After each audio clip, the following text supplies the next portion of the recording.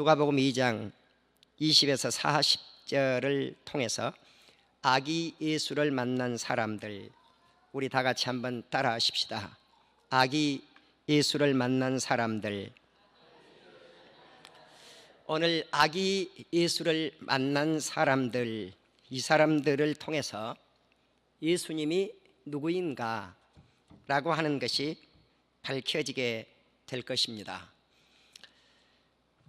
어제는 다윗의 뿌리요, 다윗의 자손, 다윗의 후손이며 광명의 새벽별 대신 예수님을 생각해 보셨습니다. 우리가 어떤 길을 걸어가야 될 것인가? 다윗의 길, 주의 길을 걸어가자는 말씀을 드렸습니다. 바로 다윗의 길, 그 길을 걸어갈 때 우리는 예수님을 알게 됩니다. 그래서 예수님이 어디에서 탄생을 하셨는가? 어제 예수 그리스도의 혈통적 족보를 통해서 예수님의 탄생을 생각해 보셨는데, 예수님은 다윗의 뿌리, 바로 다윗의 혈통적 자손이었다라고 하는 말씀을 드렸습니다.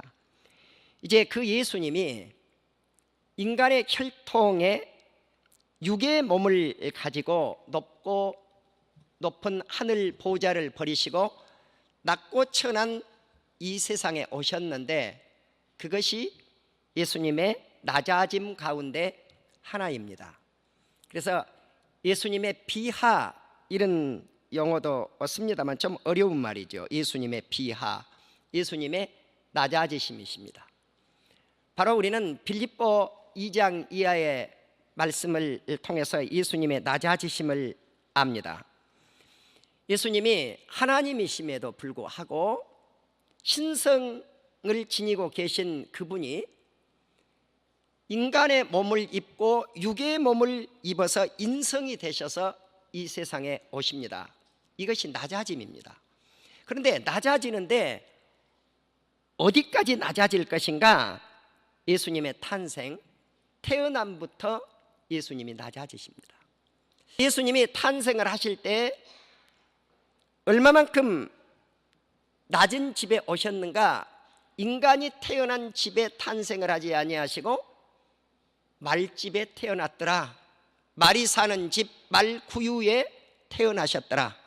물론 이 당시 호적을 전국적인, 요즘으로 말하면은 호적 명령이 내려서 이제 나사렛에 살고 계셨던 예수님의 부모님이 아기 예수님을 데리고 호적하기 위해서 베들레헴 땅에 오시는 것을 알 수가 있어요. 자, 우리는 그때 예루살렘에 오셨을 때 바로 예수님이 탄생을, 전국적 호적 명령을 내릴 때 이제 예수님이 탄생을 하게 되시는데, 기거할 집이 없으니까 말구유에 탄생하셨다는 사실이에요. 이것 또한 예수님의 낮아지심이에요. 또 이 세상을 살아갈 때 인성의 모습으로 살아가셨으니까, 사람의 모습으로 살아가셨으니까 예수님이 배고플 때 배고픔을 느꼈고, 갈증날 때 물 마시고 싶었고, 그리고 피곤할 때 피곤함을 느껴서 주무시고 싶으면 우리와 똑같이 잠을 자야 하는, 이렇게 인간의 모습으로 33년을 이 세상에 사셨더라. 그 기간 동안 특별히 30년 동안 인간의 삶을 사시고, 그리고 3년 동안 천국의 복음을 전하시고, 마지막 십자가 위에서 우리의 죄악을 위해서 죽어지시는데, 이것이 가장 예수님의 낮아지심이에요. 그래서 주님이 가장 겸손함을 보여주셨던 것이 하나님임에도 불구하고, 신임에도 불구하고 인간의 모습, 그것도 죄인의 모습, 죄인 중에도 괴수와 같은 강도들과 함께 십자가에 못 박혀 죽으심, 이것이 예수 그리스도의 가장 낮아지심이십니다. 자, 그렇지만 이 낮아지심의 이후에 예수님이 높아지시기 시작하는데, 어떻게 높아졌습니까? 3일 만에 살아나셨더라. 아멘. 40일 동안 이 땅에 계시고 승천하셨더라. 아멘. 높아지심이에요. 우리 예수님이 최고의 높아지심의 말씀이 나오는데 하나님 보좌 우편에 앉으셨더라. 아멘. 그리고 그 예수님은 지금도 우리 사랑하는 성도님들을 위해서 기도하고 계시더라. 아멘. 할렐루야. 사랑하는 우리 성도 여러분, 우리는 예수 그리스도의 탄생, 그러면 예수님의 겸손, 낮아지심을 생각할 수가 있습니다. 그런데 아기 예수님을 만난 사람들을 우리가 성탄절을 통해서 이제 누가 아기 예수님을 만났는가, 아기 예수님을 만난 이 사람들을 통해서 예수님이 누군가가 밝혀져요. 그래서 제가 아기 예수님을 만난 사람들, 특별히 마태복음과 누가복음을 통해서 오늘 제가 주로 말씀을 드릴 테인데, 예수님이 누구인가 하는 것을 11가지를 통해서 오늘 예수님은 이런 분입니다 하고 밝혀드리려고 합니다. 이제 예수님의 탄생 예고를 구체적으로 한 선지자가 있었는데 그는 미가 선지자입니다. 미가 선지자가 미가서 5장을 읽으시면 예수님이 어느 땅에 탄생되실 것인가 하는 것을 예언을 했는데, 베들레헴 땅 에브라다예요.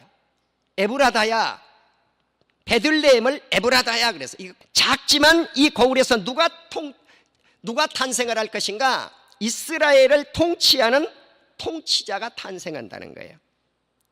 통치자. 다시 말씀을 드리면 왕이 탄생한다는 거죠.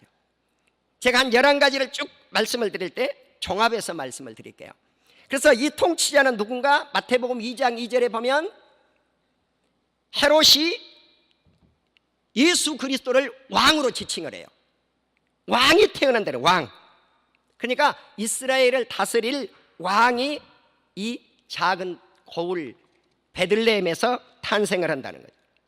그러면 이 예수님은 누군가? 그는 근본이신데 상고 영원한 옛날부터 존재하는 분이다. 영원 전부터 존재한 분이다. 그러니까 상고적부터, 그러니까 창세전에 존재한 분이에요. 바로 우리는 창세기 1장을 떠올릴 수 있어요. 바로 베들레헴에 탄생하실 이분이 만세전에 이 세상 우주 만물을 만드실 메시아이신 예수 그리스도라는 사실이에요. 그러면 이분이 어떻게 이 세상에 올 것인가? 미가 선지자는 목축을 한다, 그렇게 우리말 성경에 번역을 했어요. 미가서에서. 그러면 목축을 한다, 이 말씀을 영어 성경을 보시면 틀림없이 뭐라고 기록이 되었느냐? 목자로 기록이 되어져 있어요. 쇠이퍼. 그러니까 양떼들을 치는 목자로 바로 메시아이신 예수님이 오신다는 거예요. 그러면 어떻게 오실 것인가? 여호와의 능력과 하나님 이름의 위엄을 의지하고 무엇을 한가? 목양을 한다는 것입니다. 또 이 예수님 때문에 이스라엘 백성들이 안전하게 거주하면서 살 것이라는 거예요. 자, 실은 그런데 이 안전하게 하는 이 뜻은 숨어 있는 말씀이에요. 그래서 그들이 거주하는데 어떻게 거주할 것인가? 안전하게, 이게 숨어 있어요. 그러니까 원문에는 실은 이 안전하게라고 하는 말이 빠졌는데 NIV 성경을 보면 안전하게라고 하는 말씀을 갖다 집어넣었어요. 맞아요. 원뜻이 그래요. 원뜻이 숨어 있는 뜻이에요. 자, 그래서 바로 이분 예수님이 땅끝까지, 우리말 성경에는 창대하리라 그래요. 창대하다고 하는 게 뭐예요? 크게 될 것이라는 거예요. 이 예수님이 땅끝까지 크게 될 것이에요. 나는 이 말씀을 통해서 예수님이 뭐라 그래요? 부활하시고 성령을 받고 나서 예수님이 하신 말씀이 있어요. 너희는 땅끝까지 이르러 내 증인이 되어라. 아멘. 성령을 받아서 예수 그리스도를 우리가 복음을 증거하는데 땅끝까지 이르러서 내 증인 되라. 왜? 그분의 나라가 땅끝까지 선포되어져서 그 나라는 커져야 될 나라이기 때문에 그래요. 또 미가 선지자는 이 사람이 무엇이 될 것인가? 평강이 될 것이니라. 평강이 될 것이니라. 그래서 He will be our peace. 우리의 평화가 된다. 바로 누가복음 2장에서 누가는 이렇게 말씀을 했죠. 우리가 그 말씀을 잘 알아요. 수많은 천군 천사들이 하나님을 찬양하라는데 지극히 높은 곳에서는 하나님께 영광이요 이 땅에서는 기뻐하는 사람들의 평화로다. 이 땅에 진정한 평화를 외치기 위해서 오신 분이 누군가? 우리 예수님이라고 미가 선지자가 이렇게 예언을 해요. 바로 이 말씀은 놀라웠기에 복음서를 읽으면 미가 선지자가 외쳤던 말씀이 예수님을 만난 사람들에 의해서 다 그대로 증언되고 있다는 거예요. 그러면 첫 번째 누가 만났습니까? 동방박사들이 만났어요. 자, 우리는 항상 찬양을 할 때 동방박사 세 사람 이렇게 찬양을 하잖아요. 누가 세 사람이라고 이렇게 찬양을 하고 있는가? 작사를 할 때 세 사람 그런 거예요. 그런데 동방박사들은 몇 사람인지 알 길이 없어요. 잘못된 번역 가사예요. 다만 황금과 몰약과 유향을 드렸으니까 한 사람은 황금 드리고 한 사람은 몰약, 한 사람은 유향 드리고 아마 이래서 세 사람이라고 전례돼서 내려와 버린 거예요. 잘못된 전례예요. 그런 것처럼 바로 우리는 동방박사가 몇 사람인지는 알지 못하지만 동쪽의 어떤 나라의 박사라는 거죠. 자, 어떤 주석가들은 이제 이 동방박사가 이제 바벨론 갈대아에 있는 박사들이다. 위클리프 같은 경우는 그렇게 해석을 했는데 정확한 것은 알 길이 없어요. 어느 나라인지는 모르나 분명히 유대 땅 베들레헴에서 동방쪽에 동쪽에 있는 나라에서 온 것만큼은 틀림이 없어요. 그러면 이 동방박사들이 무엇을 했던 사람인가? 천문학을 연구했던 사람들이에요. 그래서 어떤 번역을 보면 점술가 그렇게 번역을 했는데 뭐 점치는 사람이다 이런 의미가 아니에요. 이 사람들은 지혜 있는 사람들이고요, 그래도 우주 전체를 연구할 수 있는 정도의 지적 능력을 지니고 있는 지혜로운 사람들이에요. 그래서 이 사람들이 이제 천문 우주를 연구를 했으니까 이 당시 2000년 전에 우주를 연구했다 하는 거 대단하지 않아요? 동방박사들이 이처럼 별을 연구를 했는데 제가 그냥 각색하는 거예요. 어느 날 한날 별을 보니까 특이한 별이 나타나는 거예요. 이건 평상시 없는 별이란 말이에요. 우리가 육안으로 이렇게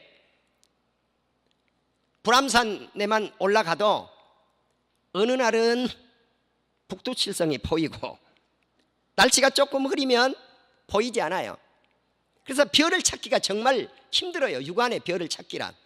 그래서 제가 전에도 말씀을 드렸지만 불암산에 올라가면은 150개 정도 별 찾기가 힘들어요. 이것이 서울 하늘 안에 하늘에 떠 있는 별 숫자란 말이죠. 자, 그런데 이 동방박사들이 이 당시에 얼마만큼 좋은 망원경 같은 것이 있었겠어요? 그렇지만 대단한 거란 말이죠. 관심을 갖지 아니하면 저 별이 특이한 별이 나타났구나, 이것은 평상시에 하늘에 떠 있는 별과 다르다고 하는 거란 거예요. 그래서 저 별이 어떤 별일까? 바로 어제 제가 우리 성도들에게 설교했던 광명성 같은 새벽별이에요. 할렐루야. 광명성 같은 새벽별, 이 별이 바로 예수 그리스도예요. 바로 그 별을 발견하고 그 별이 움직이는 곳을 따라서 인도함을 따라서 이제 계속해서 별을 따라서 왔는데 어디까지 왔는가? 베들레헴까지 왔단 말이에요. 베들레헴 상공에서 이 별이 멈추는 거죠. 예수님이 탄생한 베들레헴 마국간에서 이 별이 멈추는 거죠. 바로 그 별을 따라 아기 예수께 경배로 왔던 이 동방박사들, 바로 우리는 예수 그리스도께서 다윗의 자손이요 다윗의 뿌리요 광명한 새벽별, 그 별 대신 예수님을 따라서 이 동방박사들이 아기 예수님을 만났더라. 아멘. 아기 예수님을 만난 거예요. 이것은 특별한 하나님의 섭리라고 믿습니다. 이제 헤롯 왕을 통해서 동방박사들에게 요청이 왔어요. 어떤 요청인가? 당신들이 아기 예수를 만나면 나도 가서 아기 예수께 경배를 하고 싶으니 나에게 좀 전해달라고. 그때 헤롯 왕이 이렇게 이야기를 합니다. 그리스도가 어디서 나겠느냐? 그리스도는 기름 부음 받은 자라고 하는 메시아와 똑같은 뜻의 의미를 지니고 있습니다. 바로 우리는 베들레헴에서 탄생하셨던 이 예수님,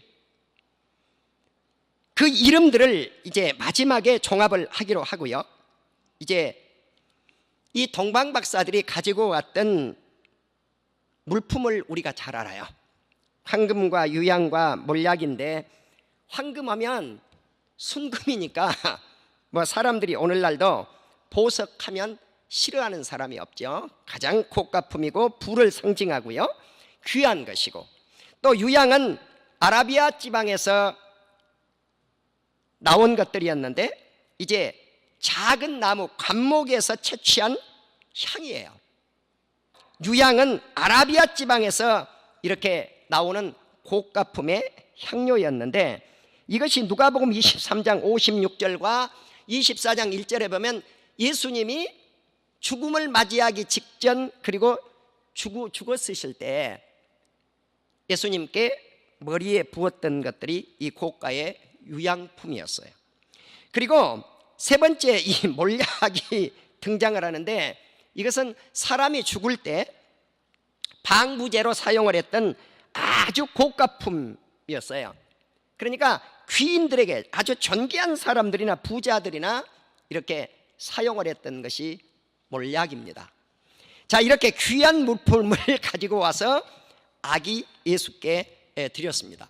우리가 잘 알고 계시는 대로 동방박사들이 아기 예수님이 태어난 장소를 가르쳐 주지 않고 자기 고향으로 돌아가 버리고 말죠. 그래서 헤롯 대왕이 늦게야 그것을 알고 이제 아기 예수를 찾아서 죽이려고 했는데, 이미 그때 꿈의 계시를 받아서 천사들의 도움을 통해 예수님이 애굽으로 피신을 하게 됩니다. 바로 우리는 이제 동방박사들을 통해서 아기 예수님을 만났고, 두 번째 목자들과 천군 천사들을 통해서 예수님을 만납니다. 바로 우리는 요셉이 나사렛 사람이고, 이 나사렛 사람인 요셉이 이제 베들레헴 땅에 와서 많은 그 당시 동네에 양들을 치고 있었던 목자들에게 천사들이 나타나서 너희를 위해서 구주가 나셨다라고 이렇게 알려줍니다. 자, 그때 그리스도 구주라. 구주는 세이비어, 구원자입니다. 바로 구원자 되신 예수님이 나타났는데, 이 아기 예수가 지금 구유에 이렇게 쌓여 있다는 거죠. 구유에 쌓여 있는데 이것이 표적이니라. 그런데 이때 나타났던 천사들 수가 성경에는 수많은 천군이다. 하늘나라 군대라는 거죠. 하늘나라 군대의 수많은 천군 천사들이 하나님을 찬송했습니다. 그때 지극히 높은 곳에는 하나님께 영광이요, 이 땅에서는 하나님께 기뻐하는 사람들 중에 평화로다. 이 찬양을 드리고 천사들은 하늘로 떠납니다.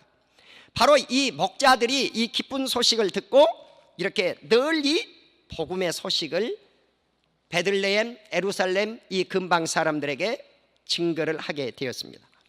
이제 아기 예수님은 바저 8일째 할례를 받게 되었는데, 예수하고 이름을 부르게 된 날이 예수님 탄생 며칠 때부터 아기 이름을 불렀을까요? 8일이에요. 8일. 따라합시다. 8일. 며칠 만에 예수라고 하는 이름을 부르기 시작했다고요? 8일 만에. 8일째 될 때부터 불러요. 이것이 할례예요. 자, 오늘 세례를 받으실 성도님 한 분이 계시는데, 세례라고 하는 뜻은 연합한다. 누구와 연합입니까? 성부, 성자, 성령님과 연합 하나됨이에요. 또 씻는다는 뜻이에요. 무엇을 씻어요? 죄를 씻어요. 할례도 마찬가지예요. 할례를 통해서 하나님의 사람, 하나님의 자녀가 되었다고 하는 증표를 나타내고 그리스도와 연합하는 것이 할례예요. 그러면 정통적 할례를 최초에 행했던 인물이 누구일까요? 성경에서 아브라함의 아들 이삭이에요. 그러니까 메시아 되신 예수님이 누구의 반열 속에서 탄생되어져야 되느냐?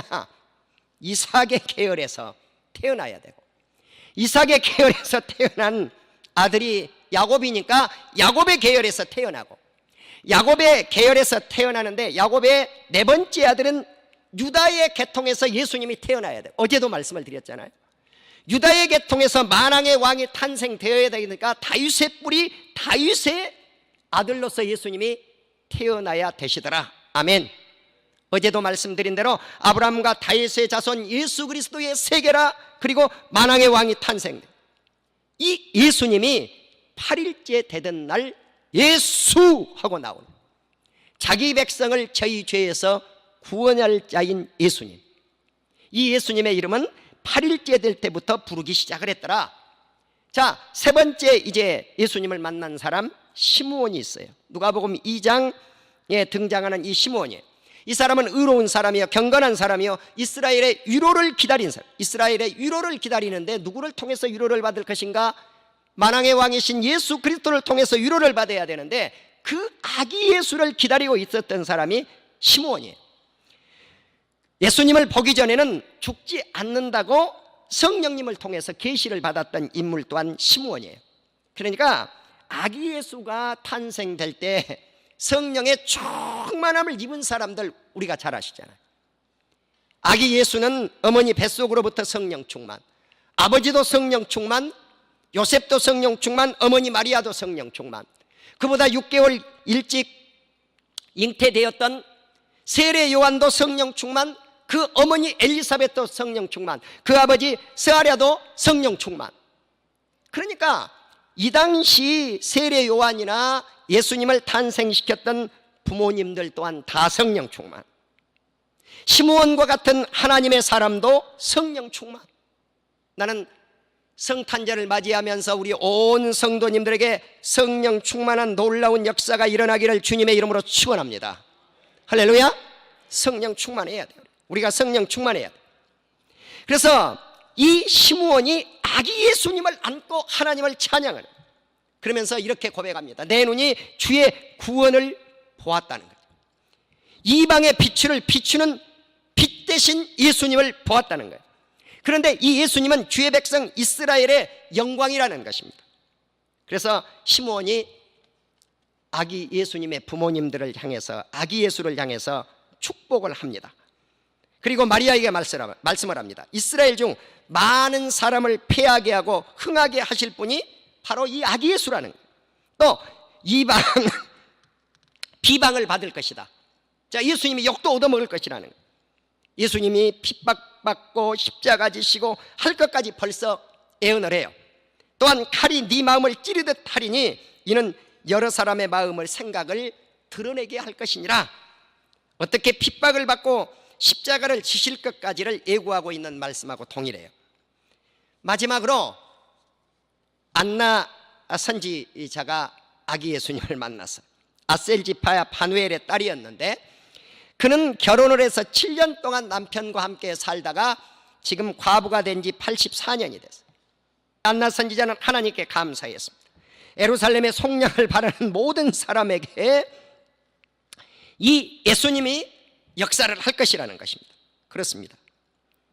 이제 우리 예수님은 키가 자라고 강건해졌어요. 육이 자랐다는 말씀이죠. 지혜가 충만해졌고 하나님의 은혜가 그 위에 있었다. 영적으로 성숙했다는 말씀이에요. 나는 오늘 이 아기 예수님을 만난 사람들을 통해서 무엇을 종합적으로 알 수가 있을 것인가, 자세하게 제가 말씀을 전할 시간은 없겠지만 11가지를 말씀을 드리고 마치려고 그래요. 마태복음 1장 21절에 보니까 예수님의 뜻이 등장을 해요. 자기 백성을 그들의 죄에서 구원할 자예요.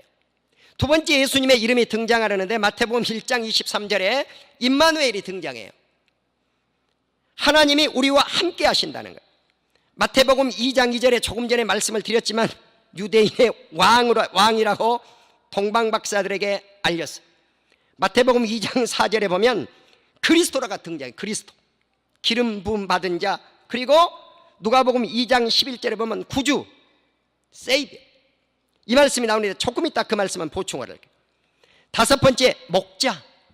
마태복음 2장 6절에 보면 예수님은 목자로 이 땅에 오실 것을 예고하고, 또 여섯 번째는 하나님의 아들. 마태복음 2장 15절에 보니까 예수님이 누군가? 인간으로서 이 세상에 오셨지만 그분은 하나님의 아들이라는 거예요. 일곱 번째, 나사렛 사람이라는, 마태복음 2장 23절에 보면 이 예수님이 제3고향으로 살았던 나사렛 사람. 그리고 여덟 번째는 큰 기쁨의 좋은 소식이 바로 이 예수님이라는 거예요. 굿뉴스. 자, 그런데 이 예수님의 이 굿뉴스 대신 이 예수님이 이 세상에 오시니까 이것은 큰 기쁨의 좋은 소식이라는 것입니다. 이제 아홉 번째, 바로 이 예수님이 주의 구원이라는 거예요.